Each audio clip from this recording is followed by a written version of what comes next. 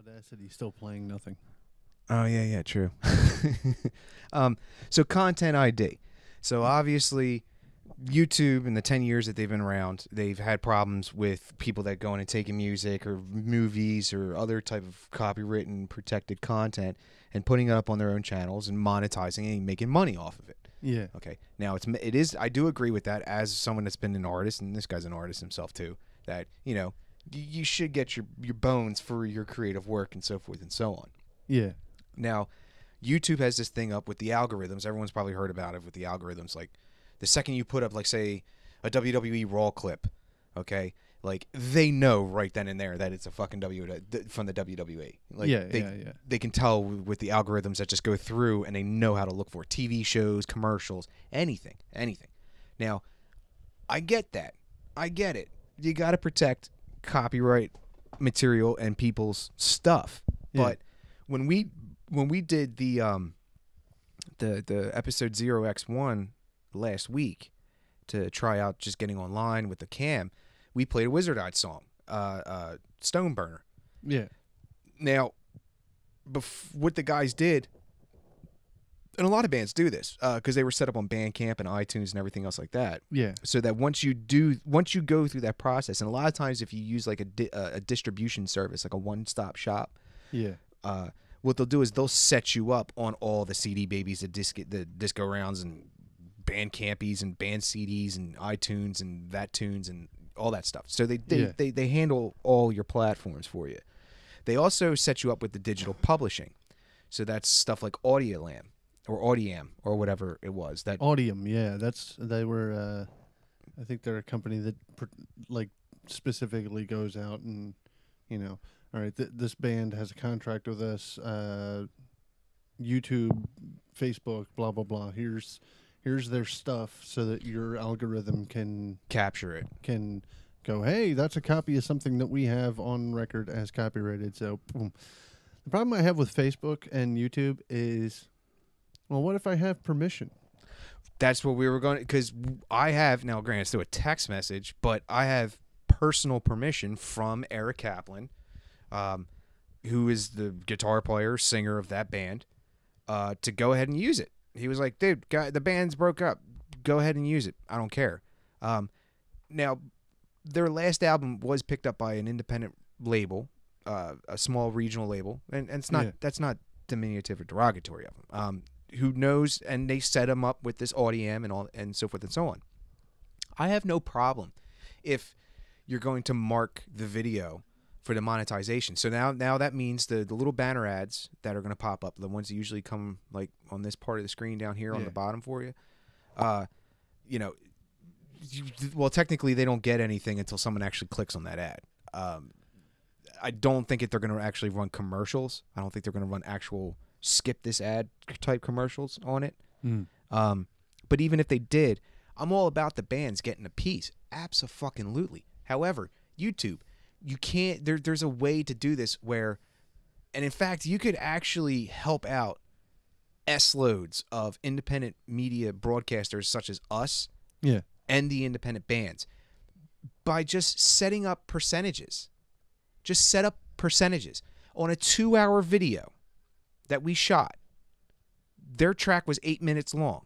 Just factor out the percentage of what percentage of 8 minutes. Let them monetize that 8 minutes. That 8 minutes, they can monetize that 8 minutes. That's fine. Or even but the other, 1 hour and 112 minutes. 112 minutes. Yeah, the other 112 minutes should be our monetized. That was us. Because it's not like we were just up there pumping out fucking copyrighted tune after copyrighted tune. And you know what? I'll tell you what. If we did, now this is where my proposal comes into play. Like, so for example, whatever 8 minutes, whatever percentage of 120 minutes 8 is.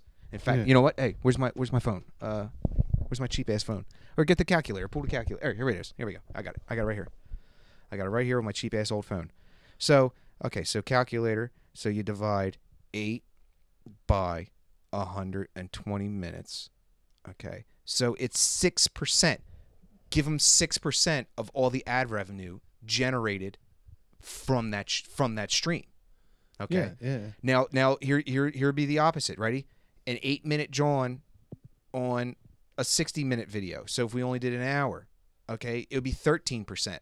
Give them 13%. Yeah. I'm okay with that. Yeah, Because that would actually be kind of cool because then, like, we could be like, hey, here's the kind of music we're into. We're going to do a special about what kind of music we're into, and we could go through and we could play songs that we like. Absolutely. And then those artists get advertised on our stream. They get revenue from our stream, and then we get the revenue from the little bits in between.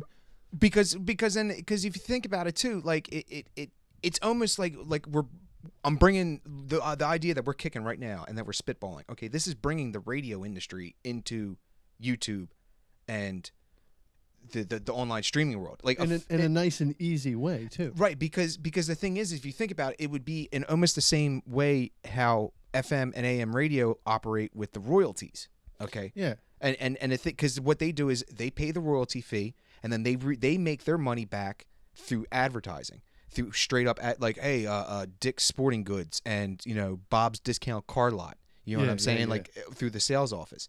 So, but the thing is we don't have that ability to quote unquote set up ads like that. You know what I mean? Unless without this issue with this content ID thing. We don't. It's not as flexible as the AM FM sales departments have versus what him and I have.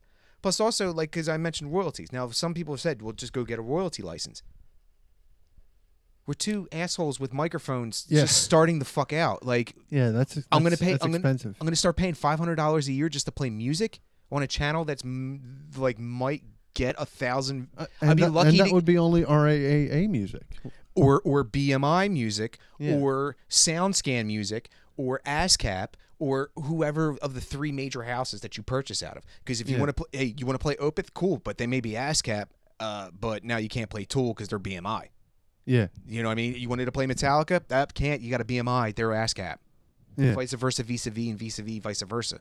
Okay? Like, so that's why, like, if they can just work something out with the percentages with this, where it's like, okay, because, again, they showed on our dashboard, like, hey, we found copywritten material at the 1 hour 37 mark to the 1 hour 45. If you can break it down to when exactly it appeared on the stream, and on the video itself, then why can't we do this percentage thing? Yeah, what they should do is they should just have, like, because this way would make it so that you don't have to get the stupid BMI license or the stupid blah blah blah license.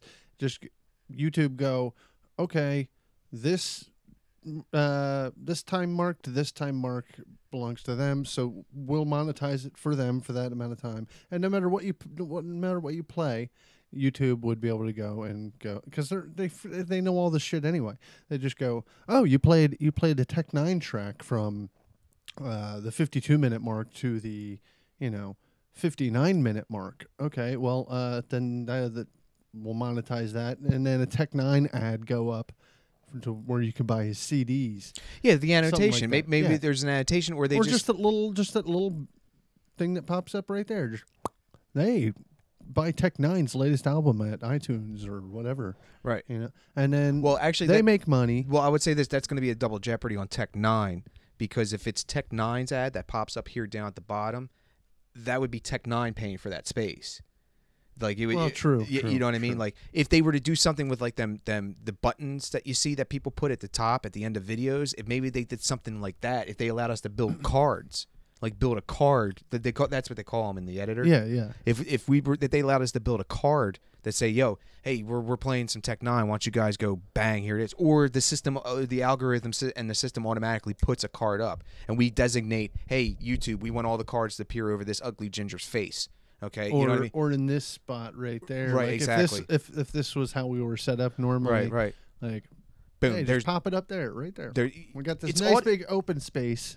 And it's all well, and even then, if they like doing that stream preview thing when we were getting launched today to get started, like, hey guys, YouTube says, hey, drop and drag where you want your card to be, for your content ID notification card to your list to your viewers and listeners. So again, there's ways to set this up where it's still going to get the artist paid. YouTube will still get a piece, and you actually would start paying us, and then you would be encouraging a lot more people to get into the independent media game. because there's a lot of people out there that do like to go out and discover music. They like to go find new bands. They like to go play them. Now, if these younger bands are smart enough to have their shit in the system, great, awesome. And in fact, I would encourage everyone, go get your music put in the system. Go do it. Sign up with Audiamp. Sign up with them. You know, if get registered online so that people want to use it, then you guys go get your piece. You know, you deserve to you deserve to get paid for your work. Absolutely. You know? Yeah. But we should try and sit there and where they have it set up where it's like, okay, we take the whole damn thing. You know what I mean? Like, that's it because you used it. It's like, I get it. I mean, now I do foresee possible abuse of the system where people could sit there and put like a Tool song up and then actually turn around and instead of making it the length of the video the length of the song, say it's a 6-minute Tool song, that they actually turn around and make it an hour-long video. So then that way Tool, that 6 minutes, the percentage of 6 to 60 is less, you know what I mean? Like, yeah. I can foresee how abuse like that can happen. However, YouTube has the algorithms where they could be like, oh, what the hell is with the 54 minutes of dead air? Yeah, just black screen or, you know. Right, or even if it's like static image, like why is there an hour worth of dead air after this track just played? Yeah, there's 6 minutes of audio and then 54 minutes of just the album cover. Yeah, I mean, if they instantly knew, if Audiam was able to instantly get the algorithm to find out that we had that Wizard Eye song at the 1 hour 37 mark, it's not like someone sat there and as soon as we hit stop recording and it uploaded the archive, that someone's like this, you know, just listening. Found it. 1 hour 37:52. No, it's a fucking program, right? It's a computer. Yeah. They don't have some asshole intern sitting there listening to all this garbage.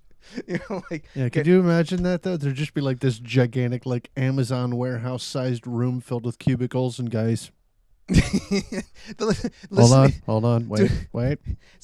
I recognize this song. It's the fucking code breakers, you know what I mean? Yeah. Like it looks like the British Underground, you know, like in 46. Sir, we have found another one. Yeah. That would be one thing they could at least do. You would actually, if you did that, especially for like a lot of the chill streams, like the chill gaming streams and chill music, trap music streams and so forth, you would be doing massive favors for those artists and for the guys that run those channels. Yeah. Because you'd be creating jobs. If you think about it, you could technically be creating jobs for people because there could be the guys that are like, hey, you know what? I like to do DJ stuff, and they don't have to do the camera setup. Maybe they go out and they get the board set up and the mic set up like we have, but they don't do the camera. They just run static image of like the band pictures, and maybe they're playing the popular music that people know about, or maybe they're playing independent artists like what Black Collar Radio did back in the day. So, or they can mix it. They'd be free to mix both of them up. That would be the one time where I would agree that playing mainstream music alongside independent music actually would help the independent artist, because you're in a much, like, I had qualms against it on the independent stream, and we'll go over all of that much later when I get some of my old radio buddies down here to hopefully hang out and shoot the shit about the old days with me. But that would be the one time I would agree with that, and that actually would work. Like, so I just wish it would be. I'd be nice if, you know, maybe we chop this up somehow, some way, and make a highlight vid, and then try and get it clickbaity in the title or something that people like hear about it. But yeah, I mean, that it would just basically be just do a percentage of what the actual minute and time of the content is to the total video itself, and then base it there. Yeah. You know? Because then again, if you think about it, what did we say? It was 13% on 8 minutes. Yeah, 8 minutes was 13% of an hour. So it was like 6 something of. So even just 2 hours. Just take it down to 5. Okay, let's just say 5 minutes, which is 12 songs in an hour. Okay, average. All right. So that means each of those bands would be getting. Hang on. Well, actually, hang on. What's I know it's different when you go from 60 to down up to 100 and all that. Well, 60 divided by. So 5 divided. what 5 divided by 6? Remember, I got to figure out percentage points. Mm. Okay, it's technically 8%. Okay. So Okay. 5 minutes of an hour is 8% of that hour. So that would then be 8 times, what do we say, 12 songs? Yeah. It would be like so that means if we were to play those if we were to play those 12 songs, that means each and every single one of those bands would get 8% of the total ad revenue generated from that video. Yeah. 8%. Okay. And then it would leave like 4% left over for us if we don't do any talking.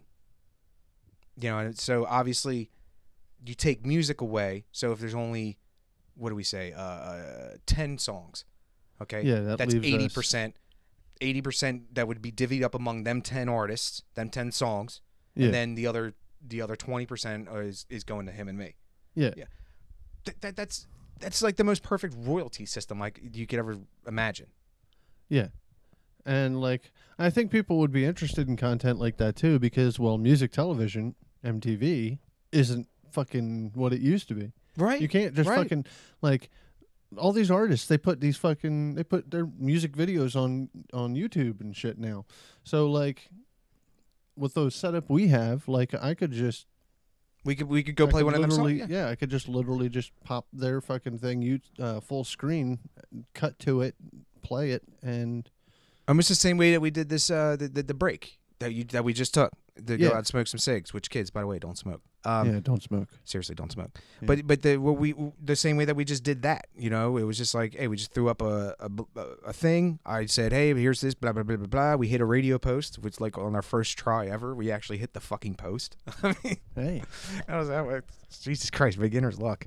It took us. We're 4 minutes late to start the goddamn stream, but we hit a fucking post. I mean, well, that was more YouTube's fault than our fault. Yeah, just trying to figure all that out. Because it wasn't like, hey, hit this button over here. It was like, oh yeah, your stream's messed up. It wasn't messed up. It was just fine, man. So I don't want to dwell too much on it. So just that's just the idea I have for content idea. Well, we both have. I mean, it was both something we were talking about. And again, it wasn't a matter of like, oh, we don't want to pay Eric and we don't want to pay the guys from Wizard Eye. It's just like, no, we do want to pay you, but let's try and. If there's a way that the industry could get set up for like hobbyists and beginners and first timers like us, you know what I mean, like can get in and not get intimidated and forced out. Because again, I think you could do, and also just for people that want to do independent journalism. I mean, what would be the greatest source of funding, and then being able to let them use like popular music as like instrumentals to get people to like tune in and listen, whatever side it is. I don't give a fuck. But I think it could actually, and I think it could put content creators like your bands and graphic artists and visual artists and this, that, and it can actually then it opens them up to more opportunities from independent guys like us. Yeah. Like, because maybe there's an independent film out there and they really want to use this kind of like regional underground artist, but because he's deep enough in the game that he got enough paperwork, that film can't. Unless they pay a retarded amount of money that ends up going to middlemen and not the actual artist himself. Yeah. So what if there's a way that and this also can help the artists actually bypass a lot of these people. Of course, there's going to be like the kind of overall authority, if you will, like Audiam you would call like an authority in this matter. You know what I mean? Because it's essential. It's one of the main sources that people would use for something like this. Yeah, that's what that company does. They handle like copyright. Yeah, they notification and stuff like that. Yeah, they set it up. You know what I mean? Like they set all that bad boy up for everyone to do all that stuff. So yeah. All right, I guess.